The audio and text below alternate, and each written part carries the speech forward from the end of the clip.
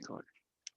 Welcome to Order Militaris Radio TV. We here are lifelong Catholics, and what we do here is all for free in love of Jesus Christ and the Most Holy Trinity. In His Holy Church, we defend our Holy Mother, the Church.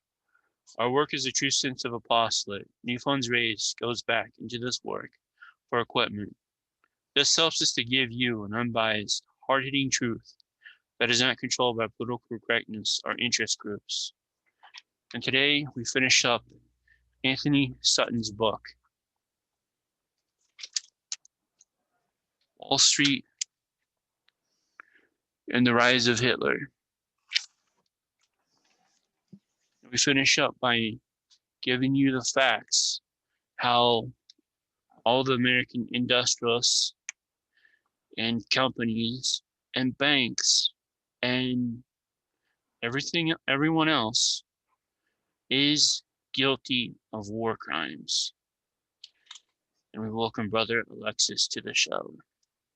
Thank you, AJ. I'm always glad to be on Order Militaris Radio TV, and especially for this episode when we see how after recruiting, funding this monster Adolf Hitler and giving him a nation to kill 40 million people with, they craftily arranged the entire post-World War II occupation, and to whitewash everything, they exonerated themselves and they got themselves all out of prosecution, completely corrupt, completely. And now we're going to name names and spill all the dirt. So the war is coming to an end, and it's going to be discovered when American troops enter Germany that American companies were behind the whole thing. So what did they do to cover this up right from the start? So behind the battlefronts in World War II, through intermediaries in Switzerland, North Africa, the New York financial elite collaborated with the Nazi regime. Captured files after the war yielded a mass of evidence demonstrating that for some elements of big business, the period 1941-1945 was as in quotes, business as usual. For instance, correspondence between U.S. firms and the French subsidiaries reveal the aid given to the Axis military machine, while the United States was at war with Germany and Italy. Letters between Ford of France and Ford of the U.S. between 1940 and July 1942 were analyzed by the Foreign Funds Control section of the Treasury Department. The initial reports conclude that until mid-1942, the business of the Ford subsidiaries in France substantially increased. The production was solely for the benefit of the Germans in the countries under its occupation.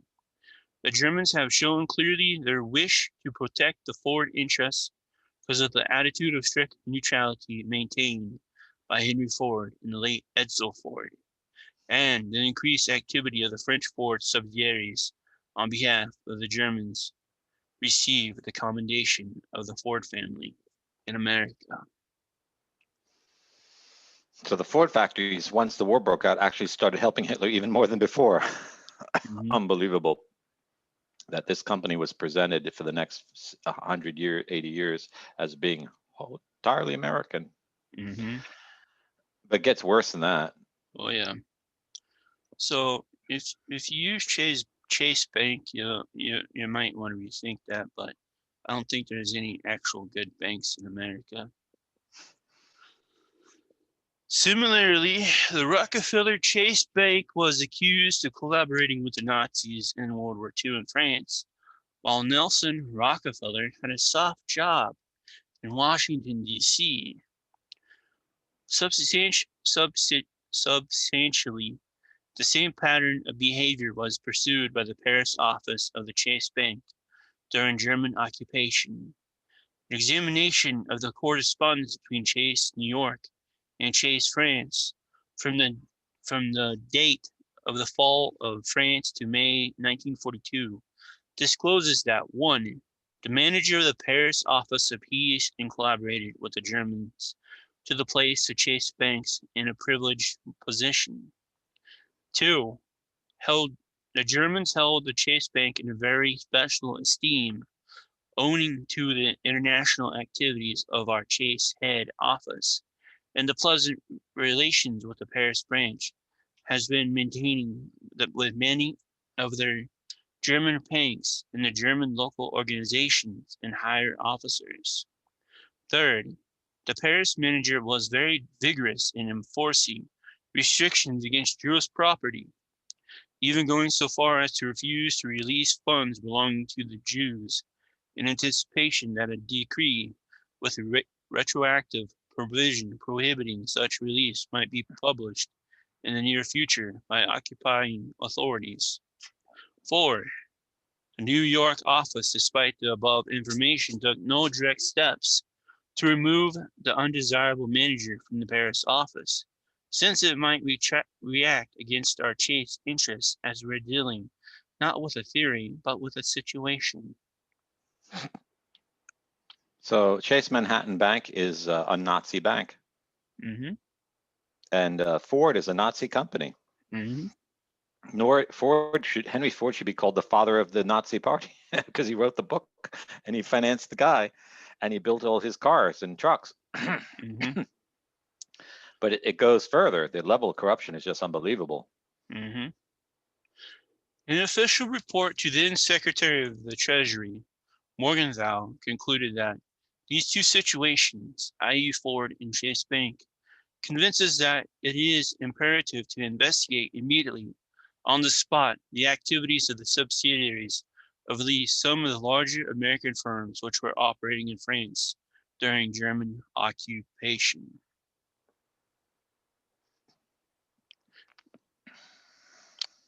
So, since they urged it, the Treasury officials urged that the investigation be started with the French subsidiaries of the several American banks, that is Chase, Morgan, National City, Guaranty, Baker's Trust, and American Express, although Chase and Morgan were the only two banks to maintain French offices throughout the Nazi occupation. In September 1944, all the major New York banks were pressing the U.S. government for permission to reopen pre-war branches. Subsequent Treasury investigation produced documentary evidence of the collaboration between both Chase Bank and J.P. Morgan with the Nazis in World War II. The recommendation for full investigation is cited in full as follows, and he has it listed.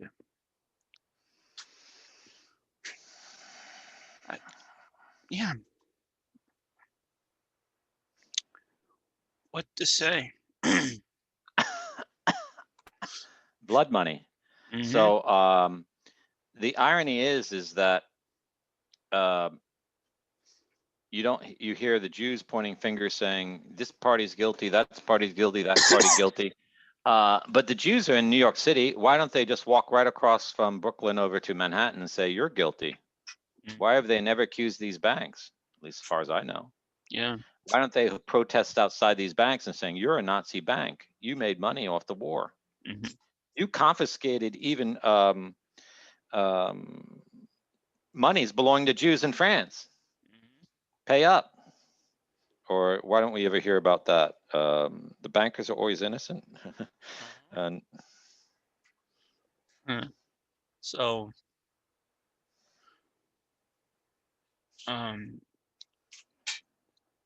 you want to hear the memo? yeah, what is actually in this memo? Let's read it now. Does it have a date on it? Let's see how many years it's been since this has ever been read aloud. Yeah. Treasury Department Inter Office Communication. Date, December 20th, 1944. To Secretary Morgenthau from Mr. Saxon. Examination of the records of Chase Bank, Paris, and of Morgan and Company, France, have progressed only far enough to permit tentative conclusions and the revelation of a few interesting facts. Chase Bank, Paris. Niederman, of Swiss nationality, manager of Chase Paris, was unquestionably a collaborator. The Chase head office in New York was informed of Niederman's collaborationist policy, but took no steps to remove him. Indeed, there is ample evidence to show that the head office in New York viewed Niederman's good relations with the Germans as an excellent means of preserving unimpaired the position of the Chase Bank in France. The German authorities were anxious to keep the chase open, indeed took exceptional measures to provide sources of revenue. The German authorities desired to be friends with the important American banks because they expected that these banks would be useful after the war as an instrument of German policy in the United States. The Chase parish showed itself more anxious to please the German authorities in every possible way. For example, the Chase jealously maintained the account of the German embassy in Paris, as every little thing helps to maintain the excellent relations between Chase and the German authorities. The whole objective of the Chase policy in operation was to maintain the position of the bank at any cost. Now, you said there's a phrase in that memo that should send chills down the spine of everyone in the United States. Germans maintained good relations with these banks so that after the war, they could be used to promote German influence in America. Mm-hmm. And we know that after the war, the entire Nazi spy and scientific elites all get recruited Mm-hmm. by agents of that bank who found the CIA Mm-hmm. and have totally controlled the US government. So maybe the war didn't end, and maybe the Nazis actually took over the US government Mm-hmm. because the banks that supported them are actually the ones who are already in control of the US government. So Mm-hmm. this is like a sea change way of looking at the Second World War. Nazism doesn't come from Germany, it comes from Manhattan, it comes from the bankers. And Nazi Germany wasn't defeated. The operation was just shut down and transferred to the US. Mm-hmm. And maybe this is why we're seeing Black Lives Matter and Antifa burn down the cities, because these are Nazi brown shirts. These are the offsets. So they're just pretending to be left wingers. Mm-hmm. And that's a really amazing statement. So that after the war, they could use these banks to spread their influence in America. Yeah. I think someone was understanding someone. I bet the person who wrote that memo disappeared Mm-hmm. because he just said something that was just too true. Now on the Morgan and Company in France. Morgan and Company regarded itself as a French bank and therefore obligated to observe French banking laws and regulations, whether Nazi inspired or not. Did actually do so. Morgan and Company was most anxious to preserve the continuity of its house in France, and in order to achieve this security, worked out a modus vivendi with the German authorities. Morgan and Company had tremendous prestige with the German authorities, and the German boasted of the splendid operation of Morgan and Company. Morgan continued its pre-war relations with the great French industrial and commercial concerns which were working for Germany, including the Renault works since confiscated by the French government, Puget, Saturn, and many others. The power of Morgan and Company in France bears no relation to the small financial resources of the firm, and the inquiry now in progress will be of real value in allowing us for the first time to study the Morgan pattern in Europe and the manner in which Morgan has used its great power. Morgan and Company constantly sought to ends by playing one government against another in the coldest and in the most unscrupulous manner. Mr. Jeffrey Caffrey, U.S. Ambassador to France, has been kept informed of the progress of the investigation. At all times gave me full support and encouragement in principle, and in fact, indeed, it was Mr. Caffrey himself who asked me how the Ford and General Motors subsidiaries in France had acted during the occupation and expressed a desire that we should look into these companies after the bank investigation was completed. So here you some have honest Americans would just let's investigate this stuff and have left records that condemn these banks forever, these companies forever. And yet there's more to it than that. It wasn't just these bankers, right? Mm-hmm. And so,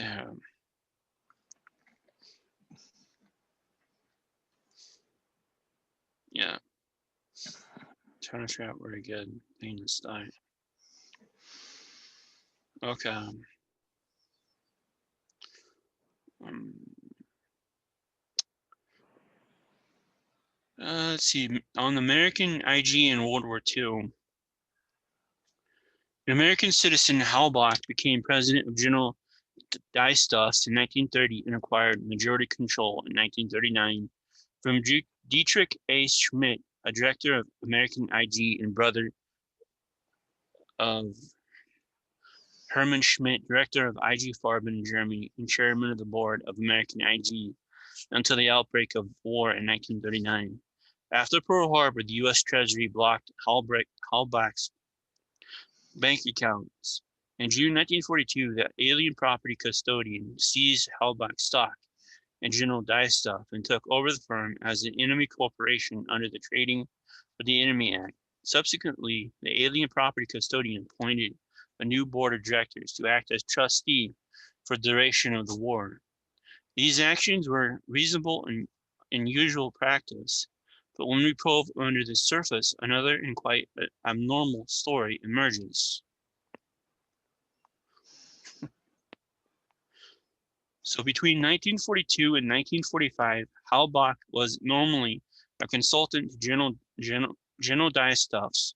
In fact, Halbach ran the company at $82,000 per year.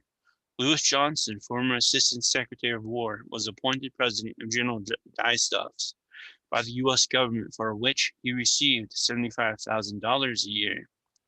Louis Johnson attempted to bring pressure to bear on the U.S. Treasury to unblock Halbach's blocked funds and allow Halbach to develop policies contrary to the interests of the U.S., then at war with Germany. The argument used to get Halbach's bank accounts unblocked was that Halbach was running the company and that the government-appointed boards of directors would have been lost without Mr. Halbach's knowledge. So during the war, Halbach filed suit against the alien property custodian through the establishment law firm of Sullivan and Cromwell to oust the U.S. government from its control of IG Farben companies. These suits were unsuccessful, but Halbach was successful in keeping the Farben cartel agreements intact throughout World War II. The alien property custodian never did go into court during World War II on the pending antitrust suits. Why not?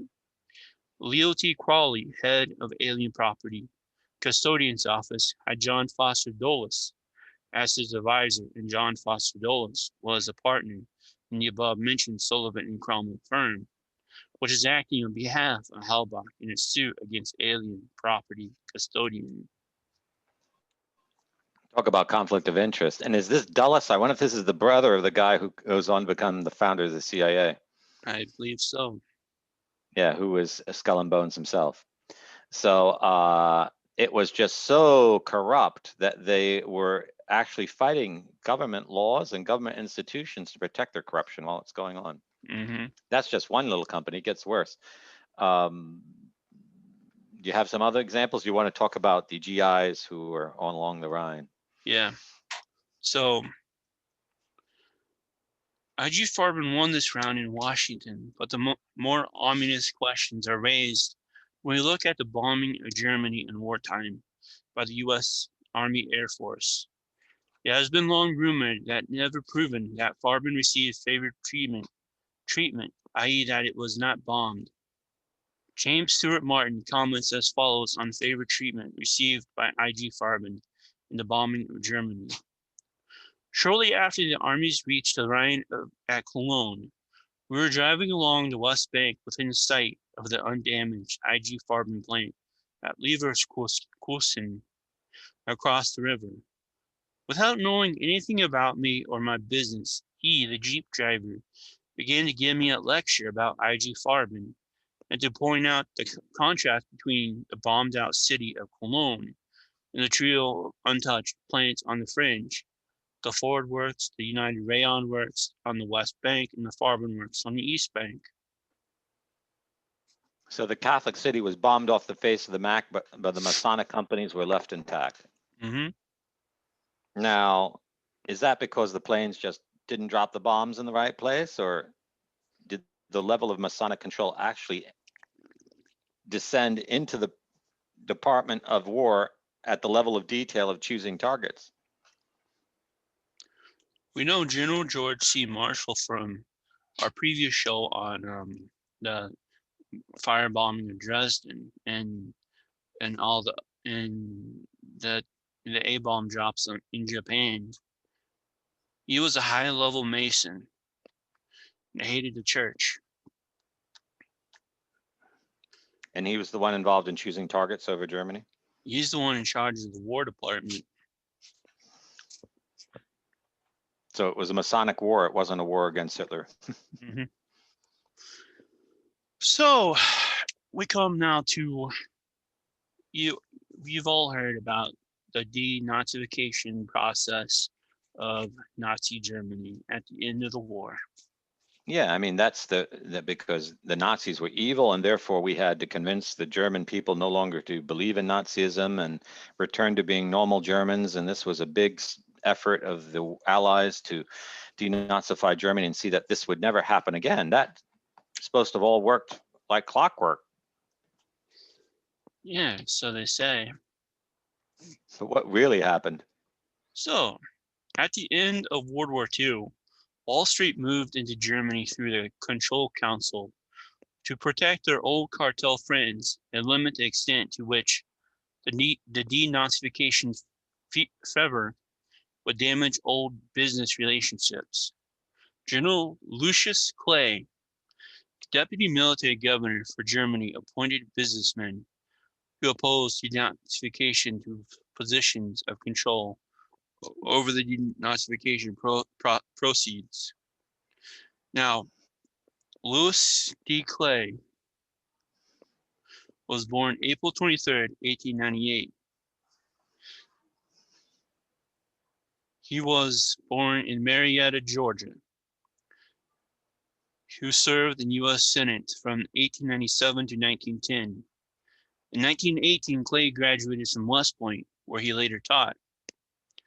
Now, he held various civil and military engineering posts during the 1920s and 30s, directing construction of dams, civilian airports. And through all this works, he became acquainted with people and workings of the federal agencies and Congress. He achieved close working relationships with President Roosevelt and associate Harry Hopkins and House Majority Leader and Speaker Sam Rayburn. By March 1942, Clay had risen to the position of being the youngest brigadier general. Youngest, who was really favored. And then he was assigned to oversee the denazification of Germany. And he actually opposed the denazification of Germany. This guy was a Nazi friend. There was other really dubious characters involved, weren't they? Yeah. A banker, William Draper, as Brigadier General William Draper, put his control team together from businessmen who had represented American business in pre-war Germany. The General Motors representation included Louis Douglas, a former director of GM, and Edward Zedonke, a pre-war head of General Motors in Antwerp, appointed to supervise the engineering section of the Control Council. Peter Hoagland, an expert on German auto industry, was given leave from General Motors. The personnel selection for the council was undertaken by Colonel Graham K. Howard, the former GM representative in Germany, and author of a book which praises totalitarian practices and justified German aggression. Put Nazis back in control, in other words. And GM, as we pointed out, was a close collaborator of the Hitler regime. Yep.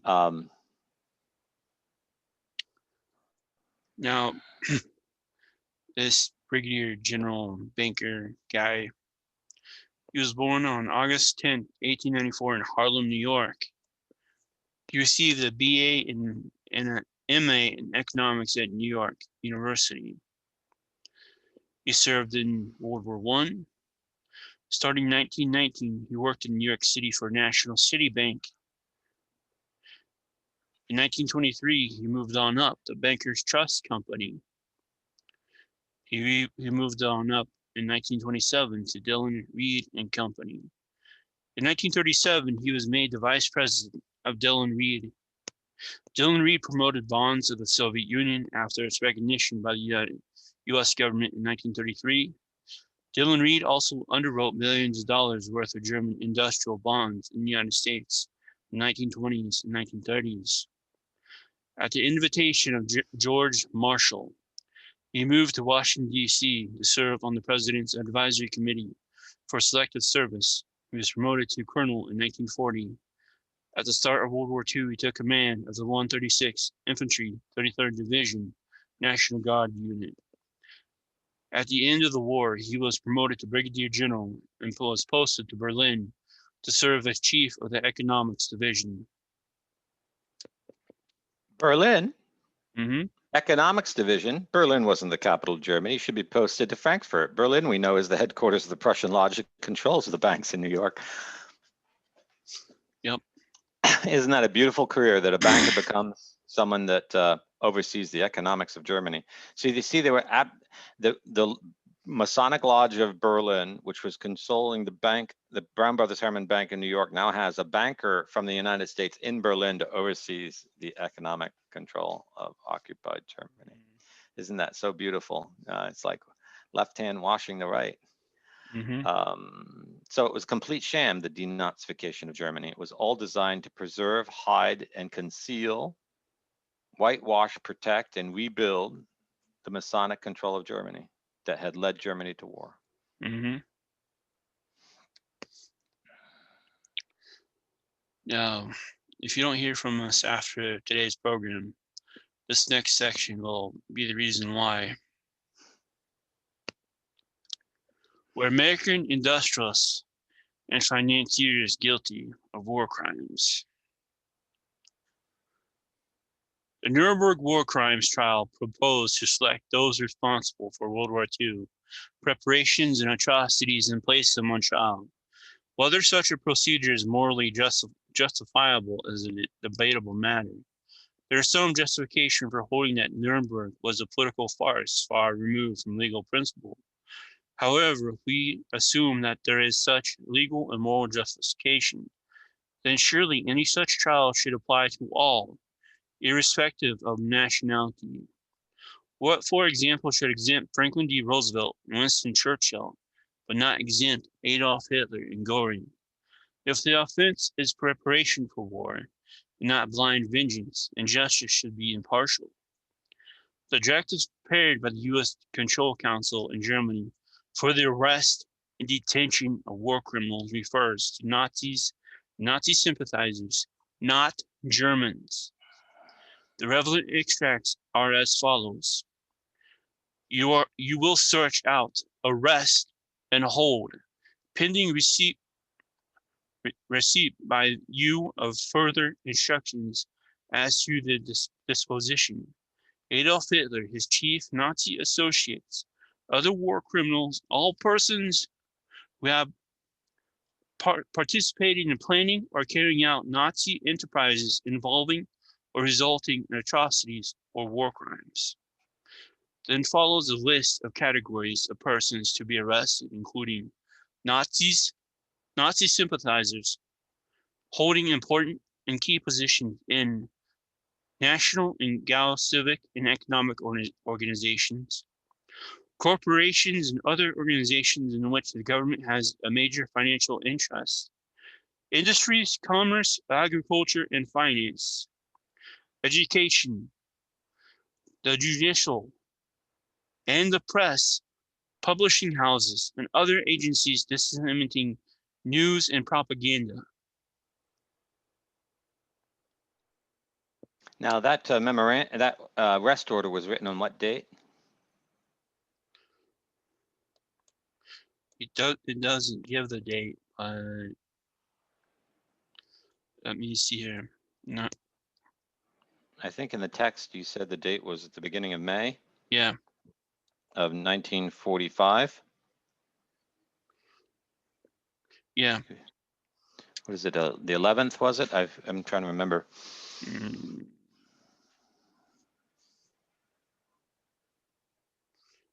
Yeah. Yeah. Yep. So. So the strange thing is that arrest warrant lists Adolf Hitler, Mm-hmm. but Adolf Hitler allegedly died in the bunker in Mm-hmm. April 28th or something of that sort. And the Russians knew he was dead in the bunker by May 7th. And the Russians certainly would have told everyone that they found Hitler dead. Why is an arrest order being issued for Hitler if he died in the bunker? Mm-hmm. This is one of the big pieces of evidence that makes you think that at least American military intelligence knew that he didn't die in the bunker. And they had some evidence that he had escaped.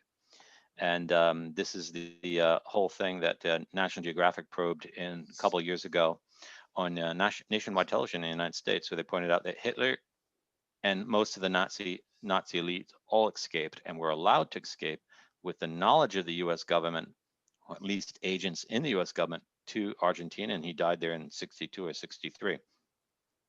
And they knew he was living there all the time. And not just small amounts of Nazi materials, but vast amounts of money and materials were all shipped down to Argentina, Brazil, Paraguay, Uruguay. And but they didn't put their finger on who was responsible in letting him escape and who had the power in the government and why would that agreement be made. Mm-hmm. And now I think Sutton's books are the key to explaining it. So they had to get out everyone that knew that New York bankers were behind it. And so they agreed to let them escape as a way of covering up what happened. Because if they had been caught, they would say, oh yeah, Henry Ford's my best friend. He gave me all this money. He wrote me all my letters, and Henry Ford would have gone down. Mm-hmm. J.P. Morgan would have gone down. Mm-hmm. Citibank would have gone down. Brown Brothers Harriman would have gone down. Roosevelt would have gone down, and most of the American military brass in the War Department would all gone down as actually collaborators with the Nazis, and that Mm-hmm. the war was a show. They had to do the war because the public wanted the war, but they were really actually allied with the people being warred against. Mm-hmm. And this is both parties, Democrats and Republicans. Mm-hmm. So, top American industrialists and financiers named in this book are covered by the categories listed above. Henry Ford and Edsel Ford, respectively, contributed money to Hitler and profited from German wartime production. Standard Oil of New Jersey, General Electric, General Motors, ITT certainly made financial or technical contributions, which comprise prima facie evidence of participating in planning or carrying out Nazi enterprises. There is, in brief, evidence which suggests cooperation with Wehrmacht, Ford Motor Company, Chase Bank, Morgan Bank, aid to the Nazi four-year plan, economic mobilization for war, Standard Oil of New Jersey, creating and equipping the Nazi war machine, ITT, stockpiling critical materials for the Nazis, FL Corporation, weakening Nazi potential enemies, American IG Farben, and carrying on propaganda, intelligence, and espionage, American IG Farben, and Rockefeller Public Relations Man, Ivy Lee. Those at least. And then let's not forget the Brown Brothers Harriman that financed Mm-hmm. Thyssen and Hitler himself. Yeah. So people wonder why. I remember my father, before he died, he said, you know, something happened to America after the Second World War. The country was good. The politicians are relatively honest, but everything became dark and turbid and deceitful and wicked after the war. And I can't quite put my finger on what it was, but somehow evil came to America. Mm-hmm. And he closes out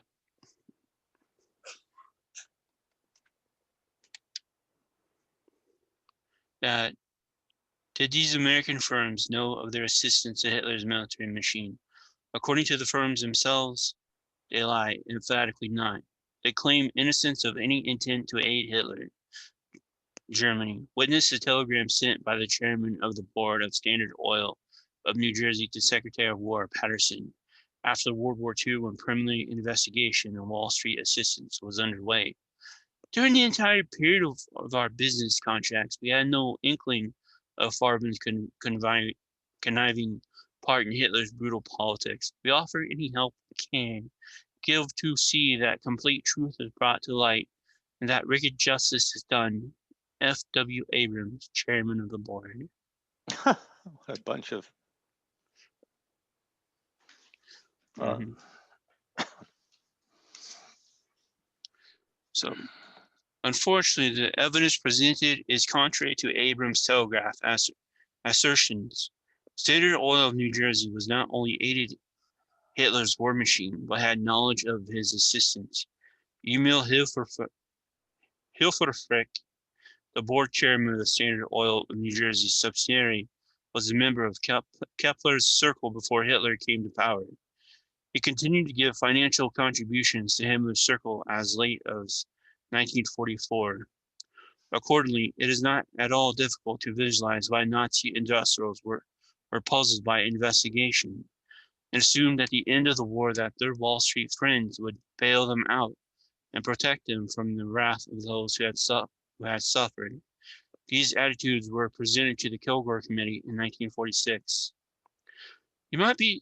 You might also be interested in knowing, Mr. Chairman, that the top IG Farben people and others were, when we questioned them about these activities, were inclined at the time to be very indignant. The general attitude and expectation was that the war was over and we ought to now be assisting them in helping to get IG Farben and German industry back on its feet. Some of them have outwardly said that this questioning investigation was, in their estimation, only a phenomenon of short duration, because as soon as things got a little settled, they would expect their friends in the United States and in England to be coming over. Their friends, so they said, would put a stop to activities such as these investigations and would see that they got the treatment which they regarded as proper, and that assistance would be given to them to help reestablish their industry. That's exactly what happened. Mm-hmm. So if you wonder where these absolutely godless, psychotic, pathological, mass murdering, Jew hating, Christian hating monsters of the Nazi Party come from, I think you have to say it's the boardrooms of New York banks. It's where they come from. The same mentality is there.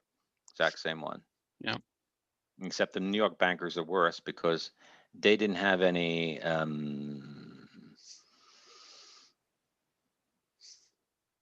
they don't seem to be people who have this kind of prejudice, but they fund people who do, which means they're more evil. Because if you're a bigot and you fund a bigot, well, you're doing it because you're a bigot.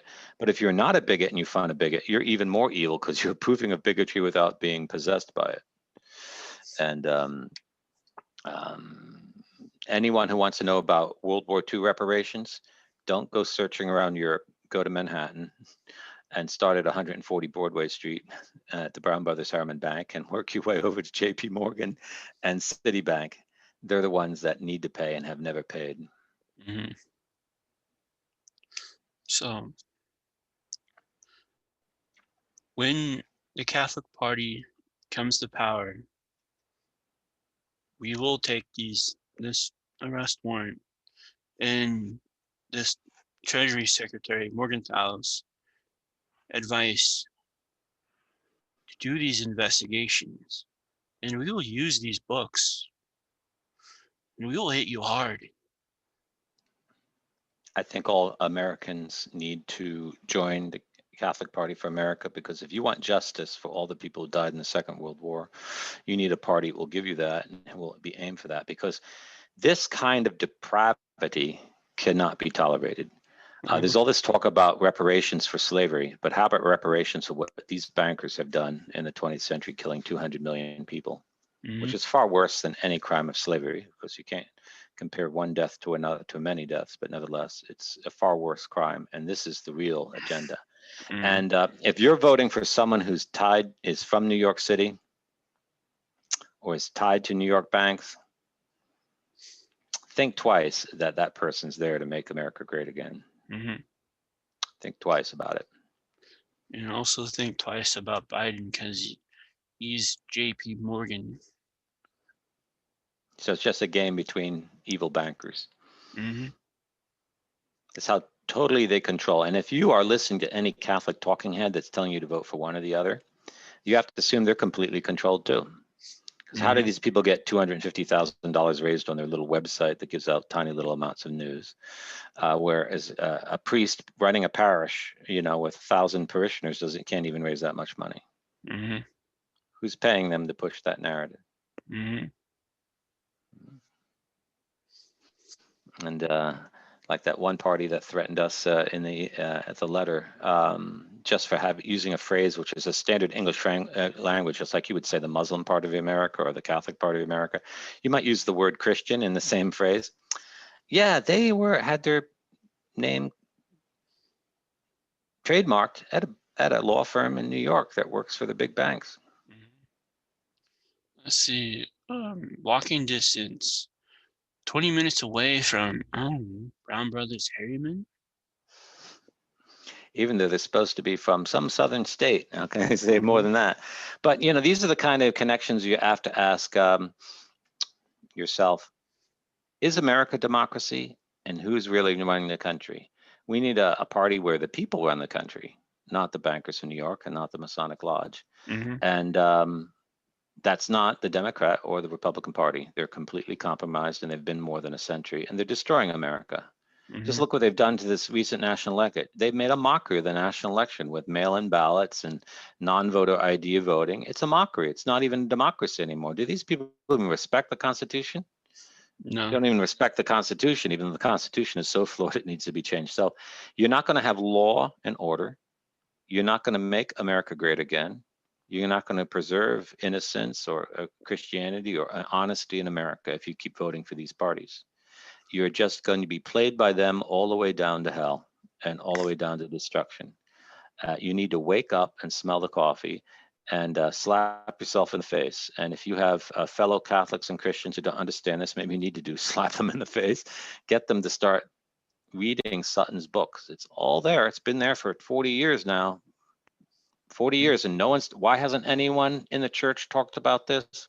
Why have none of these talking heads talked about this? They've been listening to our programs now 2 months, and they don't talk about this.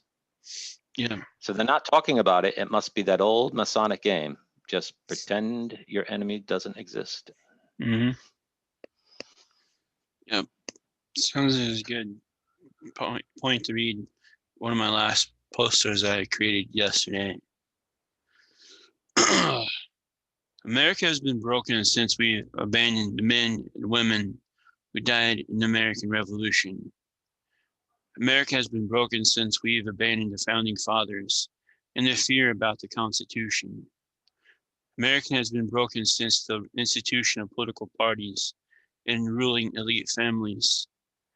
America will remain broken if we continue to elect the problem and never return to the founding fathers. The Catholic Party for America will follow the founding fathers and the American revolutionaries and restore America in her Christian identity. God bless. Amen. Yep. So to join, go to CatholicPartyForAmerica.wordpress.com. Now, for is FOR, so CatholicPartyForAmerica.wordpress.com. And please see all the stuff there. And I'll say, as a Franciscan, if you're Catholic and you don't join this party, don't pretend that you're Catholic anymore in public. Just admit that you've decided to become a Freemason and accept the Masonic system, and that's the end of it. Don't pretend it anymore, and don't call yourself Catholic, because our party is not something we run. it's going to be for the honor and glory of God, Jesus Christ, and the service of him, and has no other platform than the Catholic faith and common sense. So if you're not joining it because you want to be part of the Democratic Republican system, just admit that you are serving the Antichrist, and that's your religion, the Masonic Lodge, that you're not Catholic. So, and the charade, and stop acting like a fake, just come out and publicly state it. Don't fool a whole new generation of Catholics pretending that you're Catholic. And lead little children into a slavery of the Masonic Lodge. And I'm being tough with you because we said it 2 weeks and we have lots of listeners, but it's like you guys haven't even doing a contact page. So we know you leave comments on Ordo Militaris Radio, and you follow us on Twitter and leave comments all the time. But you have to decide you're really going to serve Christ. Because if you actually don't want to serve Jesus Christ, you're free not to serve Jesus Christ, but you're also in the state of mortal sin, and you're a rebel, and you'll go to hell. So this is where politics meets the gospel and has to do with eternal salvation. If you don't advance the cause of Christ politically, when you know it's possible. So I could see last year no one knew there was a Catholic Party. AJ and I were putting it together, and we're inviting all Catholics and all honest Christians. And we've explained at great length what it's all about. So now's your opportunity if you want to really serve Jesus Christ and not live as a hypocrite anymore, or we've been taught to live as hypocrites or as subjects or slaves of the Freemasons. Yep. So please like and share this program and all programs we do. And this program will also be up on the menu bar under the expose of the deep state, the video 17 we've done exposing the deep state.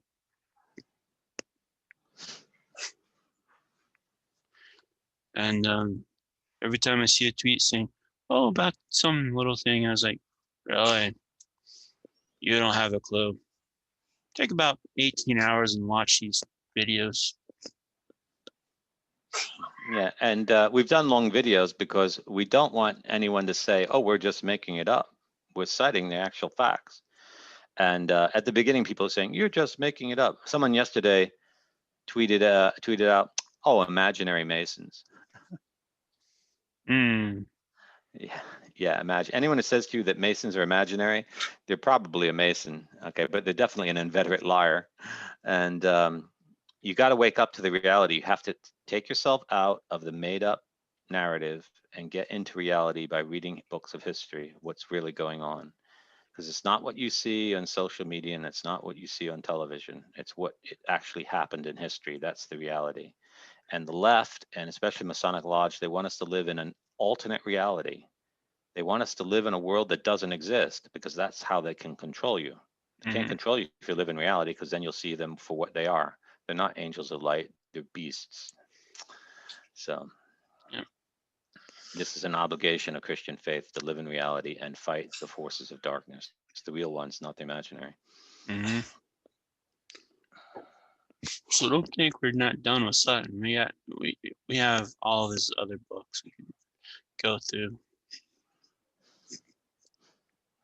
More material. Thank you, AJ, for having me on this program about Wall Street and the rise of Hitler, how the bankers covered up the entire crime. This is Ordo Militaris Radio TV signing off. Deus Volt. Deus Volt.